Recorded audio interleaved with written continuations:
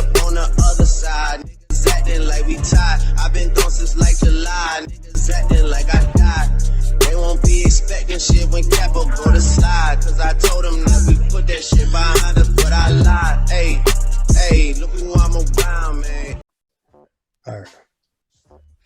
What up, though? It's your boy Everything Deezy back at it with another banger video. So this is my Everything Deezy podcast, episode number 6 now. So that's crazy. We're on episode number 6.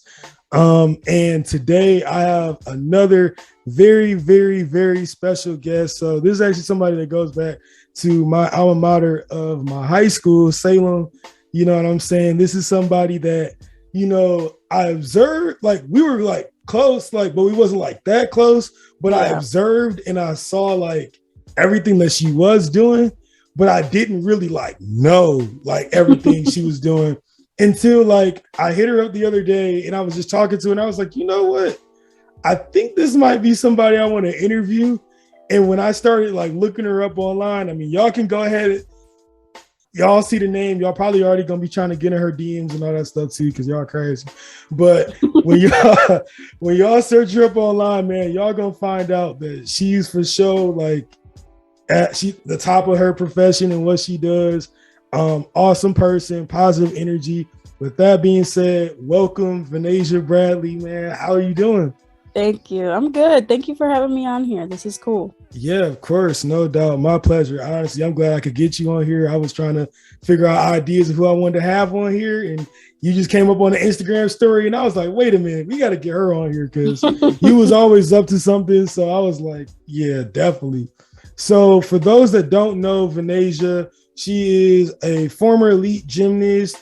And then now she's pivoted to actually coaching. And then even going further with that, I think you even said you want to go in like consulting coaches.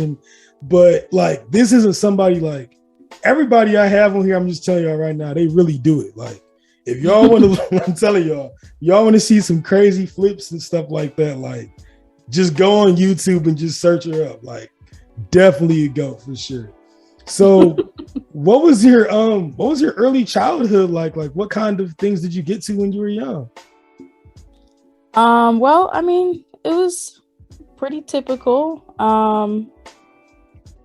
When I was in kindergarten, I had a teacher that saw me doing flips and stuff during recess, and so she suggested to my mom to put me in gymnastics, and so that's how my gymnastics career got jump started. And but everything else was pretty typical. I went to a normal school up until 3rd grade. Mom pulled me and my sister out to homeschool. Yeah. And then I was homeschooled up until 7th grade. 7th grade went back to public school. Okay. And then all the way up to 10th grade and 11th grade, I was homeschooled again, and then went back to public school in 12th grade. So that explains a lot, because I was definitely like, I remember you. So you said 10th grade and 11th grade, you went back to homeschool? Yeah. Yeah, so that makes sense, because I was like, oh yeah, there goes Vanasia. Oh, where'd she go? And oh, she's back.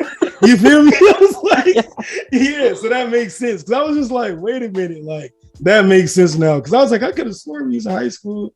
Then he wasn't. Then he was back. So that's lit. Yep. So what was it like being homeschooled? Did you ever feel like you were isolated or like anything like that? Or what was it like? Because I know that's kind of a unique experience. I don't know. I think there were pros and cons to being homeschooled. I think that time frame between 3rd and 6th grade being homeschooled, I do think I developed some like awkward social skills for sure. Yeah, I was a really awkward person for a long time. Yeah. But at the same time, it allowed me to do the training that I needed, because public schools were not willing to be flexible with my 2-a-day schedule with training, and it allowed me to be a little bit more patient with my learning too. I'm a smart person, but when it comes to learning information that I don't care about, it's very difficult for me to memorize a bunch of pointless information and regurgitate it for a test. Like that is very challenging for me. So homeschooling did kind of allow me to go through kind of school at my own pace and be able to keep my grades at a reasonable level. Yeah. So Yeah. homeschooling was pretty cool though. That's interesting that you said that, like learning what you wanted to learn and at your own pace, because I really think that, you know, sometimes I talk about this with people all the time.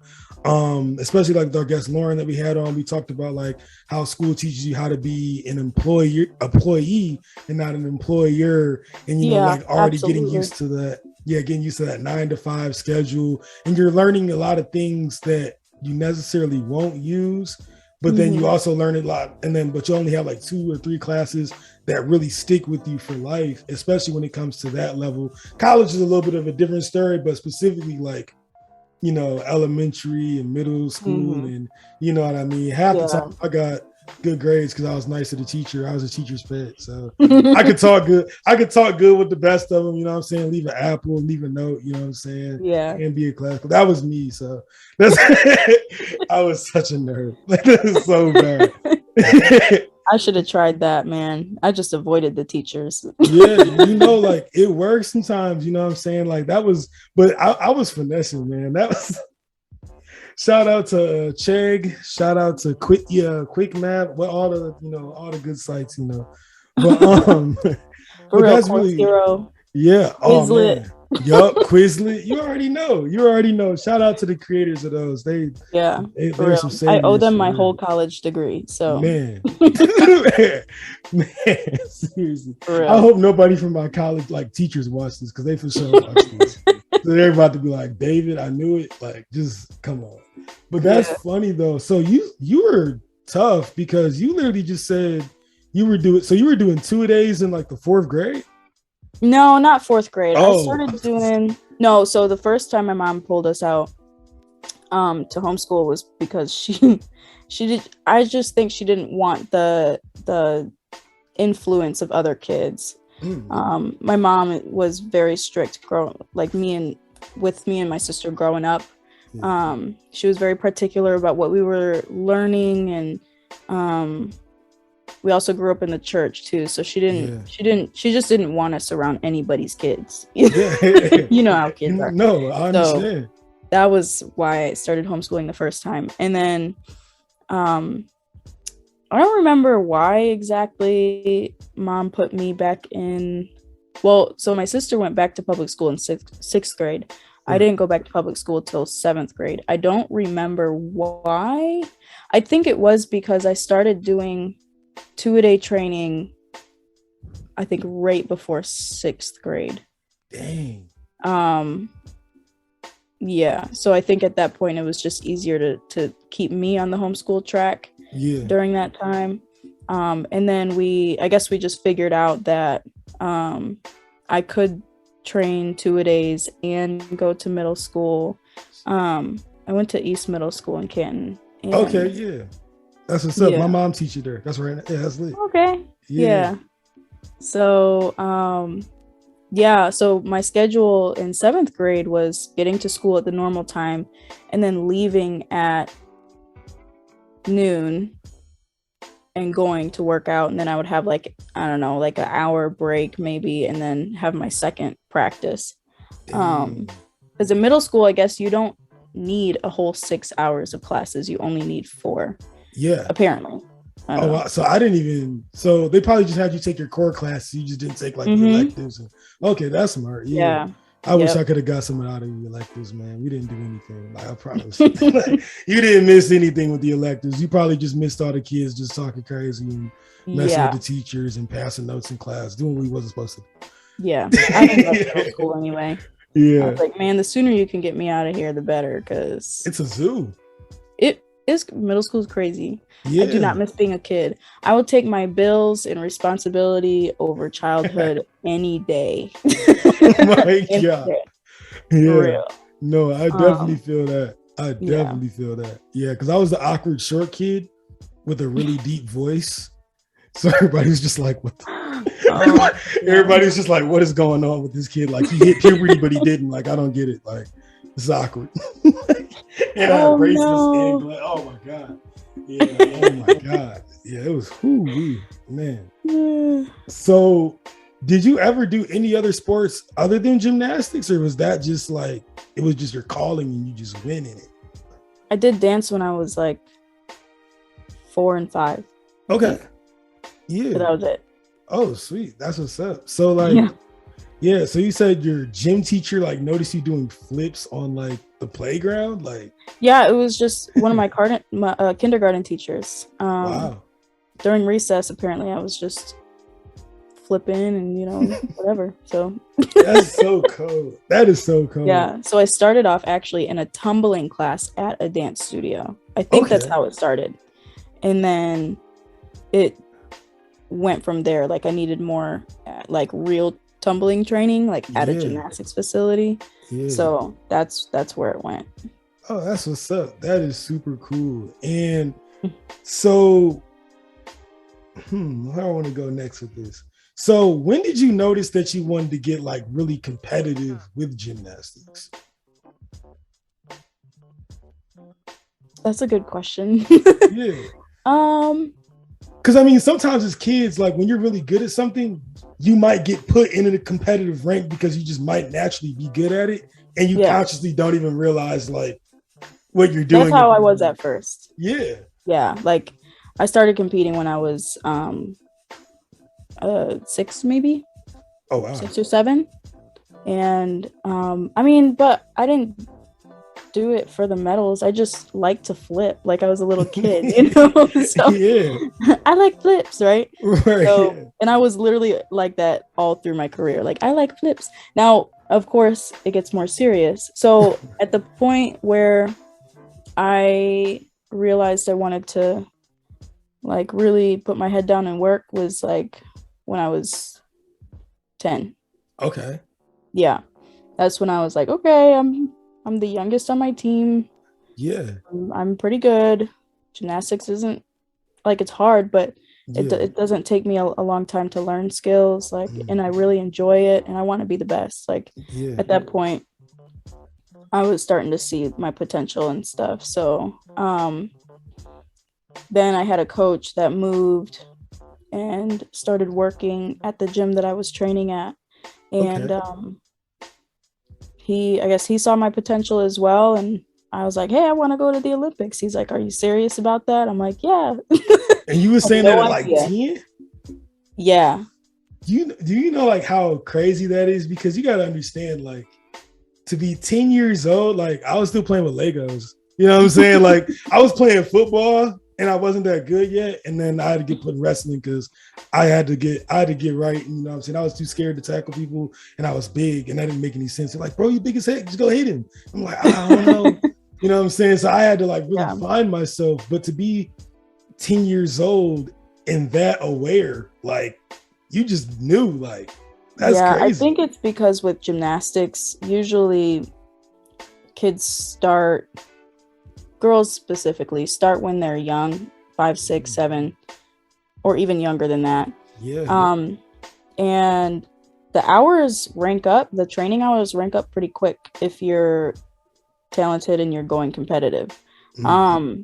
So by the time you're 8, 9 years old, you can be in the gym like 8, 12, 15 hours a week or more. It depends on the kid. Oh my God. Now there is a huge issue with overtraining in the sport of gymnastics, which was a huge problem for me. But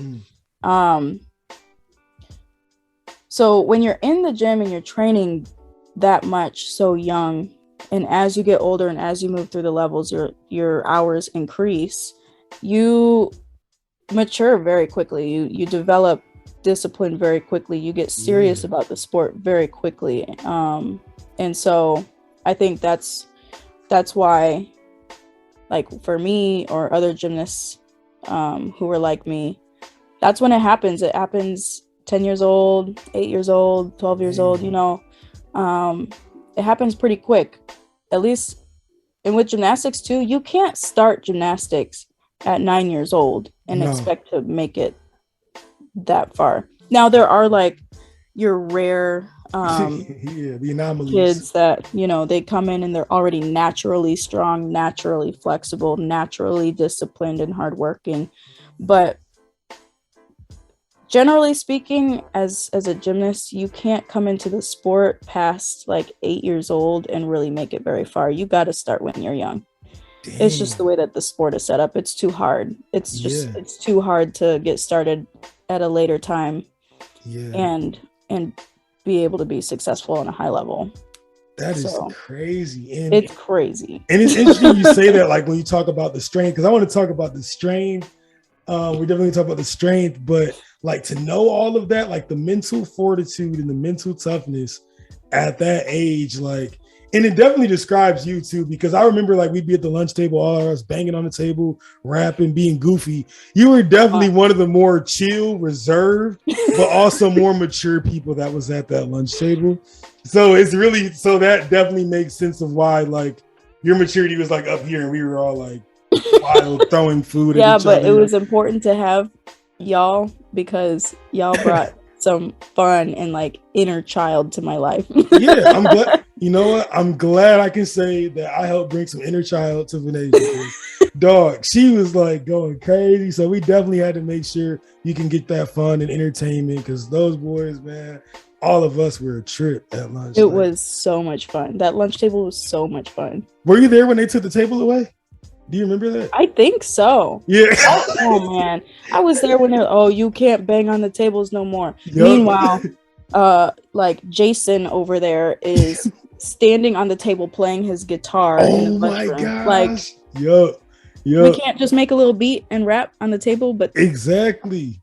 But you know what I'm saying? Like Matthew over there can. Right. Really? And then we started rapping about the security guard. Oh, we got so much trouble. Oh, that was so funny. We were going. I still have videos in my phone. What? Oh my God. After this, you got to send them. I got to see that. Oh my God. That is hilarious. That is. Yep. So when it comes to, so you said you had to get into the mentality. So around 10 years old to like 13, how was that like transition age for you? Because you're going through so many changes with your body. How are you like going through that and dealing with all of those changes going on while still trying to, you know, doing the like brutality of the sport? Like, how is that? It sucked. Well, first of all, as far as body changes, I hit puberty super late, and that is because of gymnastics. So because of my training hours, so level 9, I was level 9 in 6th grade. So I was 11 years old. Yeah, 10 turning 11 years old. I was training, I believe about 30 hours a week. Or yeah, somewhere between 25 and 30 hours a week. I think it was like 30. So when you're training that much, body fat percentage is super low. And when your body fat percentage is so low, it delays puberty. So I hit puberty super late. I didn't really hit puberty till I was like 14, 15, 16, really. So body changes, not very significant. Hormone changes, I don't remember those being very significant at the time. Now, as far as the mental aspect, it was a lot of my coach just programming my mind to understand what it takes to make it as an elite gymnast, because he was an elite gymnast himself. He went to the Olympic trials, and if he wasn't such a chronically injured gymnast, I really think he probably would have made the Olympics one of those years. But he was really good himself, so he understood what it took. Now I will say he definitely overtrained me, definitely pushed me too hard, especially in my later years. But during those earlier years, that was, you know, what the things that he taught me was definitely on track with what I needed to learn. So it was a lot. It was a lot of missing birthday parties, missing school events, missing family trips to stay in the gym and stay consistent. And I was like, I ain't missing a practice. You know what I mean? Because I was just so focused on what I wanted to do. I'm like, I don't care that there's homecoming. Like, there's homecoming. I'm trying to go to the Olympics. Right. Like, right. So yeah, it was I was definitely obsessed for sure. I was just about to say, I love, there's a bodybuilder by the name of CT Fletcher, and there's a thing, it's called My Magnificent Obsession. And I swear it touches on everything you just said. Like, I am a firm believer. I was just talking to somebody I work with at my job. He wanted me to help him out with this squat. And I was like, okay, yeah, I got you, bro. Like, no problem. And he was saying like, yeah, like I like it, but I don't want to be obsessed. And then I literally just started saying, hey man, listen, bro, like if you're trying to train, like, even though I'm done playing football, I train for like everyday life. Like there might be a time where I'm doing taxes in the office and I'm about to run halfway across the city to go find a client and go talk to him. And I got to have the stamina to do it and look good while doing it and not look super sweaty so they don't think I'm like nervous and trying to BS them out of a tax break. Like, you know what I'm saying? Like there's just, I feel like you have to have obsession with if you're trying to be great at something. Yeah. And unfortunately there is like, you know, everybody's going to, you know, now everybody wants to talk about like toxicity and all that stuff, obviously. And there is, you know, there is definitely, like you said, you know, overtraining is definitely toxic. Like it's physically and bad toxic, but I also feel like there is a line. Yeah. You know what I'm saying? And you have to reach that line. You got to reach you that really line. Do. Yeah. People are calling everything toxic nowadays. I'm like, bro, chill out. Not everything is toxic. Some things may be slightly unhealthy, but that's completely different than toxic. Right. Yeah, exactly. It might be like overkill or something like that, but then it might, but what's overdoing it for one person is different for another person. But when you're doing it in a field of something that you really, really like are passionate about and that you're trying to reach a goal, like I relate to you so much because with football, for me, it wasn't at an early age where I had to be as like driven. Like with me, I could play other sports. I had time to do all that stuff. So when I hear about you doing that at such a young age, I'm just like, yo, that's crazy. Like that is like, but I get it because with a lot of sports, like I know like figure skating is a sport that you got to start like really young. But there's so many technical aspects it takes for that. But for football, I didn't have to really get like that dialed in until maybe my sophomore year of high school. And even that was a little early for some people. But I was on the road every other weekend going to colleges. I was doing multiple camps a day. I was at everywhere, lost girlfriends because I was like, look, I got to go to this camp. You never see me. I got to see the college. You know what I'm saying? Like, I'm sorry. Like, you know what I'm saying? You got to come to After Dark with me. I can't go to After Dark with you. Like, I'm just not going to make it. Like, you feel me? Like, I was just always on a grind and on a mission to make it. And I can honestly say I don't feel like I really missed out on too much because, you know what I'm saying, a lot of the choices that, you know, people was making didn't align with what my goal and what my mission was and also my values was.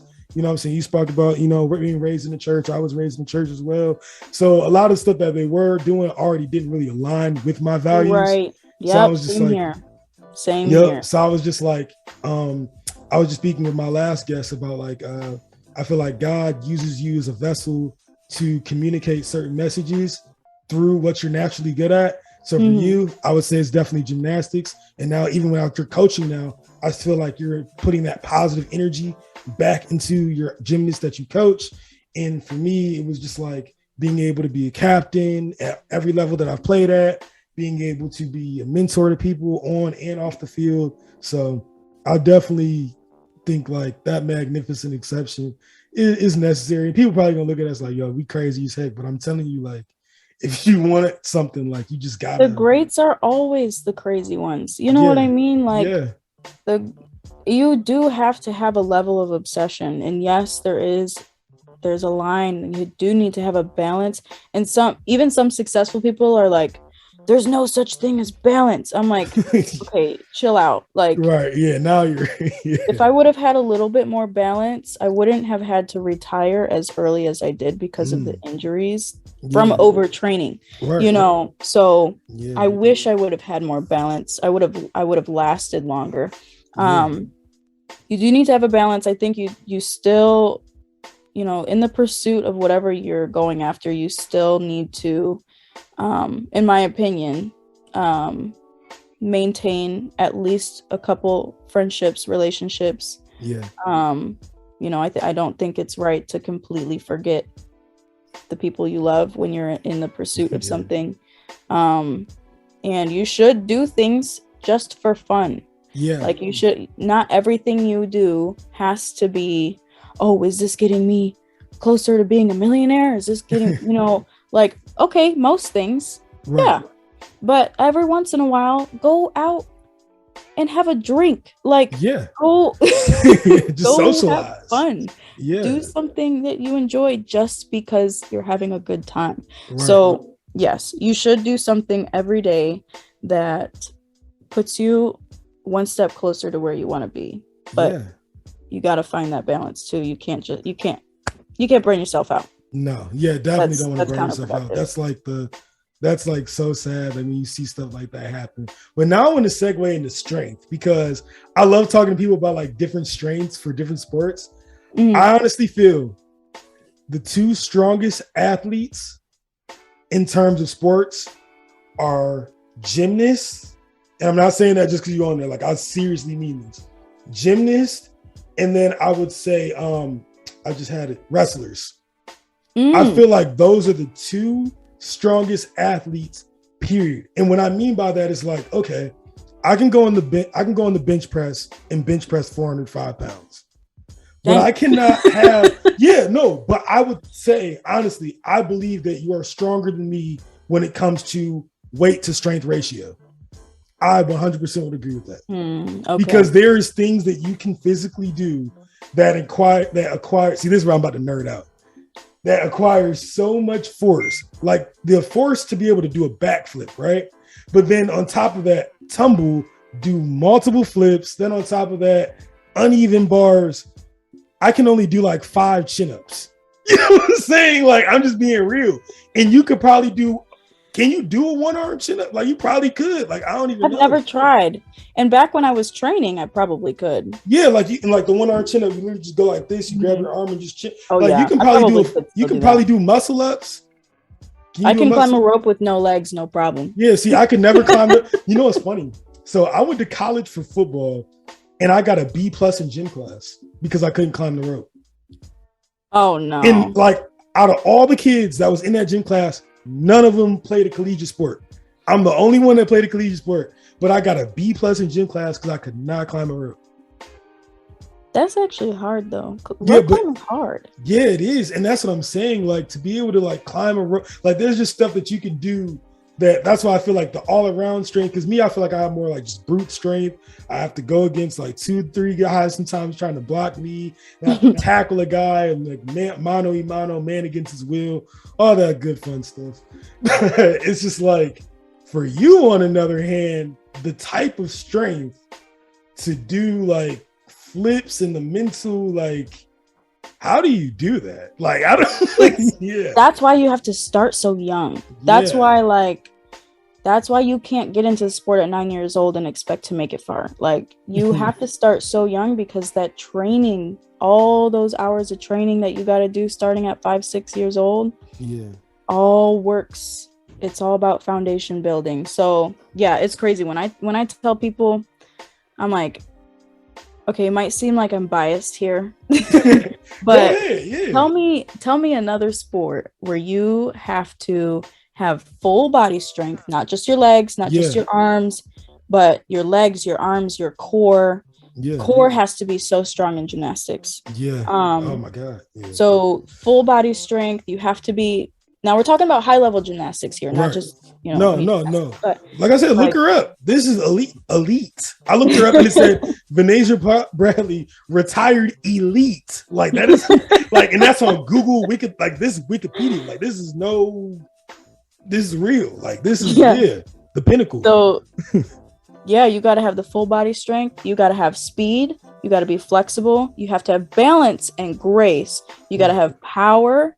You got to be able to deal with fear of heights. You got to be able to tumble on a 4-inch beam that's 4 feet up in the air. And the bar, I don't even know how high that is. What is that? Probably 8 feet? Yeah, 9 feet? At least 8 to 10. Somewhere in there, it's something like that.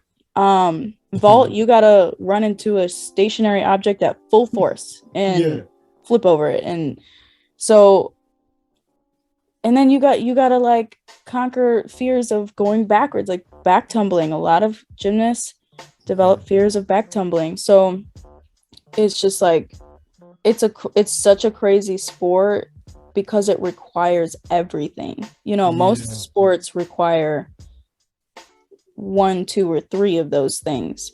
Power or grace or speed, but gymnastics requires all of it. Literally all of it. So that's what I was saying. The only sport I can really honestly compare it to is like I said, really wrestling and figure skating.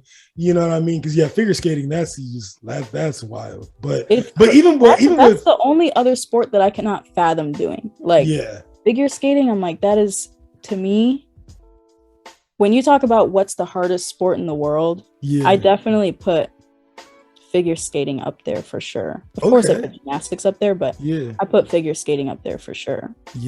See, me, I'm afraid. See, I was watching the Olympics and I saw, like, this is off topic.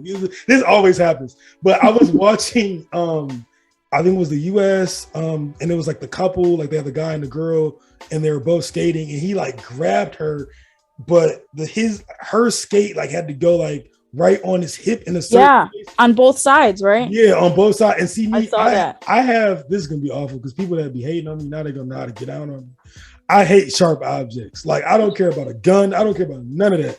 But sharp objects, I just cannot do it.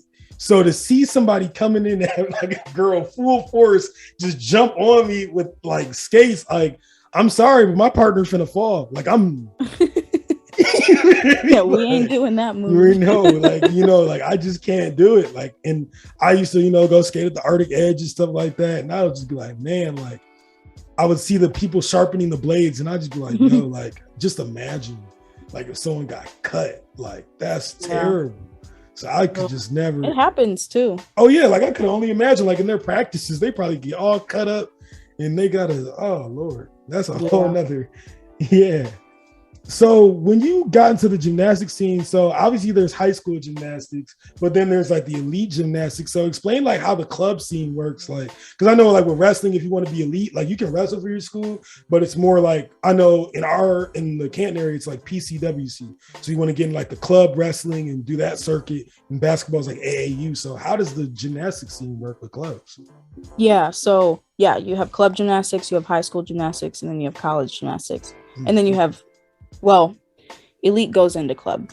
High school gymnastics is very much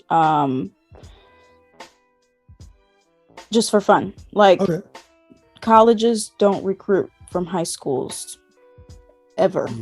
That's how it is. It's more of just like, hey, I like gymnastics. Maybe I think a lot of high school gymnasts are club gymnasts that quit once they got to high school. A lot of gymnasts quit between level like 5 and 7 or like 5 and 8. A lot of gymnasts quit between that time because it just after level 8 it gets hard. I mean, before that it's hard, but like hard. So that's high school gymnastics is kind of like, I just want to do gymnastics for fun, but not anything serious. Club gymnastics, generally speaking, if you're competitive, compulsory, or optional. Compulsory is levels 1 through 5. Optional is level 6 through 10. If you're in compulsory and optional, most of those kids are looking to one day, the younger ones are dreaming of becoming a level 10 and doing college gymnastics. Now, a lot of them drop out, but that's the intention, at least at the beginning. So it sounds good. It sounds good. Sounds good. I just had a conversation with my half of my level 5 group last week because they were doing their vault warm up and they were just doing it like sloppy, just not really putting effort into it. And I've explained to them how it's supposed to be done. And so I just stopped them. I was like, y'all, come here. We're going to have a talk. I'm like, listen. I'm like, first of all, what are your goals? I'm totally going off on a rabbit trail here, yeah, but go ahead. No, do your thing. I'm taking it all in right now. This is great. I'm learning so much right now. So yeah. Yeah. So I just was like, first of all, I need to know what their goals are, because if they say, oh, I just want to, maybe make it to level 6 and maybe I'll do college or high school gymnastics after that. If they tell me that, then I know Right. not to really challenge them too much, because for what, There's no but reason. all but one of them told me, I want to compete for the Florida Gators, I want to compete for UCLA, and these are top gymnastics teams. Like, these gymnastics teams only recruit the best of the best. Yeah, the best of the best. the Vanasias. Seriously, no, seriously, because we're gonna get back into your career, because I found some stuff that it was a good little run. Yeah, no, you popped out for sure. Yeah. But yeah, so that's what they told me. They told me that they all wanted to compete in college, and even to make it as a college gymnast to a team, a D1 team that's not as good, that's still hard. Heck yeah. You still have to make it to level 10. So I just explained to them, I'm like, listen, do you think the girls at Florida are slacking on their vault warm-ups? No. They're not. I promise you they're not. Yeah. Do you think that they just take a bunch of turns and they're not focusing on how to do it correctly?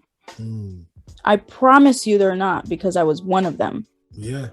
I know what it takes. So I'm like, listen, I'm not going to keep having this conversation with you guys. If you really want it, you have to prove it.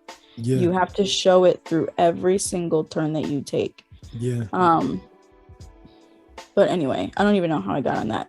No, that was great, because like there's just so much that goes into, like we were saying earlier, just being great and being obsessed in your craft, and like looking, because I was literally, one of my questions was just like looking into like the mentality of a highly competitive athlete in gymnastics, like what's the mindset you have to have. So you literally went right into like the questions I wanted to go into. So like that mindset of like being like, hey, you have to hit your moves, like whatever you do, you have to practice it. You can't slack on any practices, because the next person isn't. And I wanted to ask, like, how many girls are even on a gymnastics team? Like, it's not a lot, is it?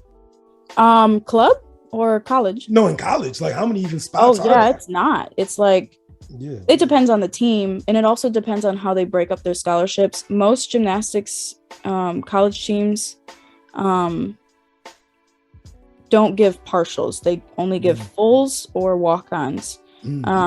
So I think they have 3 scholarships for every year. So I think they have a total of 12. I could be off, but I think that's what it is.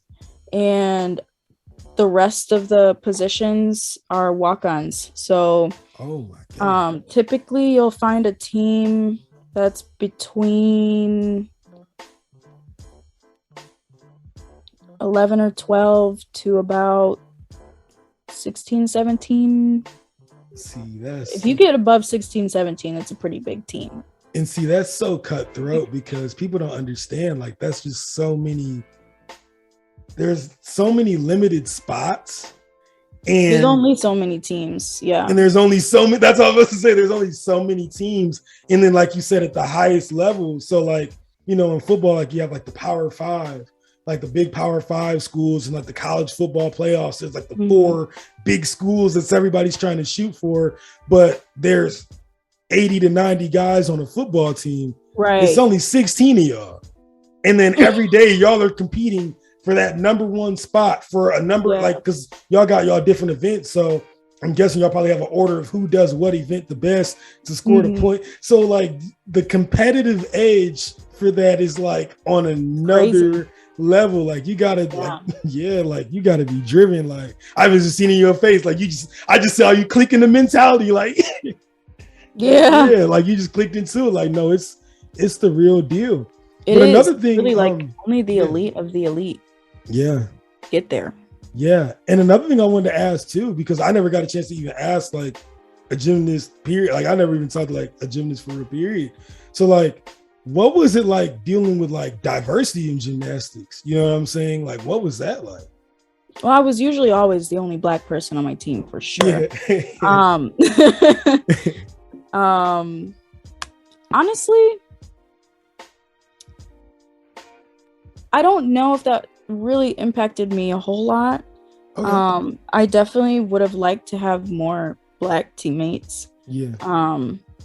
For sure. My coach, who coached me from the time I was like 10 to 17. Yeah, I think that's how old I was, 16 or 17. He's Black, so that was cool. Oh wow. Yeah. That's really cool. Yeah. But also I'm mixed. So my whole perspective on racial issues and things are quite different from both white people and Black people. Yeah. Yeah. I mean, not too different from, well, I don't know. I have a very, I feel, unique perspective being a mixed person, because like you can literally bring up an issue, for example, the whole Shikari thing, right? Yeah, with her yeah. not being able to compete because she smoked weed, right? Versus that other girl recently from Russia, I think, that was allowed to compete. That was to compete after she took a heart medication or something. Anyway, so my mom's white, my dad's Black, right? Right. I will have the same conversation with my mom and my dad and agree and disagree with both of them, because there's certain things I agree with on the white side, and then other things I agree with on the Black side. So it's, I don't know, it's a very unique experience being a mixed person. I will say it's very different. I was always too Black for the white people and too white for the Black people. Exactly. And I had such a hard time like finding an identity. And now I'm like, I'm mixed. I'm white and Black. Like, yeah, exactly. You know, and as an adult, I'm like, I don't know, I guess it doesn't matter as much when you're an adult, because in middle school and high school, you're just dealing with all this peer pressure and trying to fit in and stuff like that. Yeah. But now I'm like, I am who I am, and I love me, and you know, whatever. But as far as diversity, I don't think I really even thought about it hardly ever. Yeah, because I'm about to say the grind that y'all were doing. I feel like with that, you know, I feel like the grind is so like so strenuous, and you have to do so much stuff. I feel like you really don't even get time to even like think about it. Like, I couldn't imagine being like, oh yeah, I'm about to do like a triple flip in the air off a beam and I'm Black. Like I didn't even like that one split second you think about another half rotation, you done fell, and everybody's like, ooh, like, you know what I'm saying? Like that's, you know what I'm saying? Like, oh my God. Yeah. You know? So plus it's just, at the time that I was coming up too, Gabby Douglas had just won the Olympics. That's right. And then Simone after that for however many freaking years. Yeah. She just is crazy. But then you had Lori, or wait, who was it? No, I'm getting mixed up. No, it was Gabby, and then Lori Hernandez, and then Simone, I think, right? I don't know, whatever. But you know, these minorities coming up in gymnastics now, if you look at gymnastics, it's a lot of minorities dominating the sport. Actually, it's a lot of minorities dominating any sport now. Because I actually wanted to touch on that a little bit. So like somebody, like I saw this girl go viral, and then you actually tied her on vault one year, Nia Dennis. Yeah, she went viral for dancing and stuff like that. I'm like, yo, what a Black girl in UCLA going crazy. You know what I'm saying? UCLA always goes viral. I think that's their thing. Like, I think they purposely structure their routines so that they do go viral. Their routines are definitely good for going viral. Are they artistic? That's arguable. But They're definitely entertaining for sure. Yeah. They're very entertaining. Heck yeah. Yeah, I'm about to say. Yeah, I got a lot of respect for them. Yeah, no doubt. So I'm about to say, so 2013, you just went ape. Like, you was just like, yeah, I'm taking everything. Like, I'm winning. Like, yeah. So like, what was that like 2013 year like? So it looked like you went to the Junior American Classic, and that was in Texas. Then you went to the Junior US Classic, that was in Chicago. And then you went to the Junior US National Championships in Connecticut, and you got like high placing ranks at all of them. Like, you was just sweeping house. Like, that's crazy. Yeah, it was. I don't even remember a lot of it. It's crazy. But yeah, so 2011, I competed level 9 and placed second at nationals. I was crying because I was so upset. I wanted to win so bad. Yeah. Ridiculous. Anyway, so the next season for 2012, I was gonna compete level 10. I ended up breaking my foot. Nothing serious. It was just a fracture, but 7th grade. Yep, I fractured my foot, and we just decided to take the rest of that season off to just train for 2013. So 2013, I went to an elite qualifier in January. I actually don't remember exactly when that was, but it was sometime earlier 2013. Yeah. Went to my first elite qualifier and qualified elite, which apparently most kids don't do that. They go to multiple elite qualifiers before they actually qualify. I qualified by the very 10th. Dang. I did a 51.0. Hey. 51.0. That's lit. So pretty crazy. Also with elite, to qualify elite, you have your optional routines and then you have your compulsory routines. So everyone has the same compulsory routine. So there's like 2 days of competition. You have to do the compulsory routine, which is the same for everybody. And then day 2 of the competition is the optional routines, which is your own routines. So I qualified both my compulsories and my optionals. That was my number one goal that I wanted to reach. I was like, make it to the Olympics or not, whatever. I just want to qualify elite. To say that I'm an elite gymnast. So I did do that, and then went to another elite qualifier just for experience and completely bombed that competition. That was horrible. Oh, no. I did so bad. What happened? I think, well, we tried to put in some different skills and it just wasn't working out. And I was also very injured all that year. I'll get into that. But so went to US. Wait, which one was it? I don't know. Whichever Classics was the first one. So junior US Classic, or no, a Junior American Classic. Was it? One. Yeah. Yep. That one. I don't think I competed all around that competition. I was fighting with some injuries and stuff, but man. But that was all good for experience. I don't remember if it was that competition or the other classics that I qualified to P&G championships, which is the national championships. Okay. But I had to get a qualifying. Yeah, I qualified at the second classics competition. That was a big one. And I don't remember what I placed at the classics competition. But I think that was the competition. I placed next to Lori Hernandez, and I don't know. I don't remember on what event, but you had a whole bunch of because I had looked at, like I said, I just went on here and was just like, yo, let me look up an age and let me see everything she did. But you was really let me see, because there was one and it said there's a whole Wikipedia on you. You really out here, dog. So you had it's and see, that's what I'm saying. You didn't. That's how you know you're late, when you don't even know it and it's just out there. This is I'm really looking at it right now. This is crazy. So you had, I believe, so your Junior American Classic, you were second to uneven bars, and then BB is short for balance beam. Balance beam, right? The balance beam. Then Junior US Classic, you had all around. You were 16. Your VT, that's the vault. you had sixth, and then balance beam you had ninth. And then for the junior U.S. national championships, for all around, you were the 11th. Then for vault, you were second. For uneven bars, 18. Balance beam, 19. And floor exercise was 16, and that's in 1 year. Battling injuries. Yeah, I fell on beam and bars, and then floor was just a weak event for me. Vault was definitely my strongest, clearly by far. But how many people are like competing for this stuff though? Like,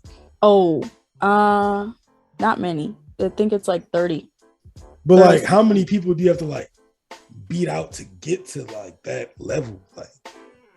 Like, because that's I'm guessing it's like invite, like, right? Like, you gotta like. I'm pretty sure it was a qualifying score. So to qualify elite, it's a score.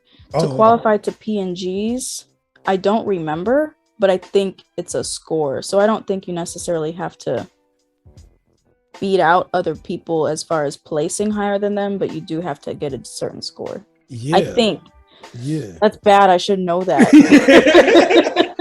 I don't remember. It's been so long. Yeah, but you were been almost 10 years now.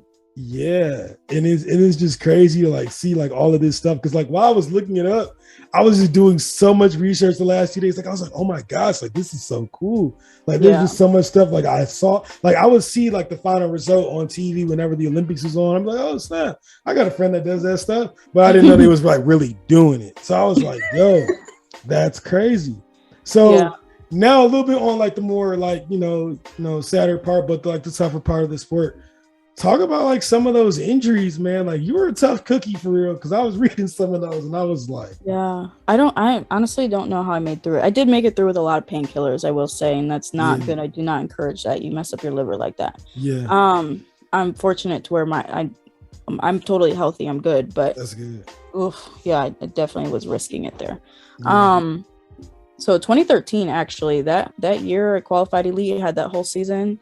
I was dealing with the most painful thing I was dealing with at the time.